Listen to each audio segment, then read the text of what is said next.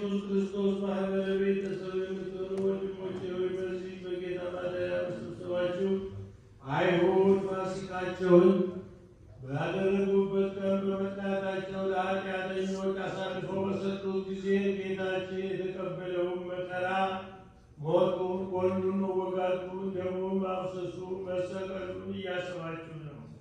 ስለዚህ እግዚአብሔር ድካማችሁንና ጸሎታችሁን፣ ስግደታችሁንና መዝሙራችሁን ይቀበልላችሁ። ከሕሊና ሥጋ የተነሳ በሕሊና መንፈስ የምትሹትን ሁሉ በፈቃዱ ይፈጽምላችሁ። ተስፋ ትንሣኤውንም ይስጣችሁ። የደስታውን ቃል ያሰማችሁ። በይቅርታው ቸርነት ከመከራ ይሰውራችሁ። ደቀ መዛሙርቱን እንደጎበኛቸው እንዲሁም እናንተንም ይጎብኛችሁ። በኃጢአት እንዳትወድቁ ይደግፋችሁ። ሐዘን ያረጋጋችሁ፣ በድካማችሁም ያጽናችሁ።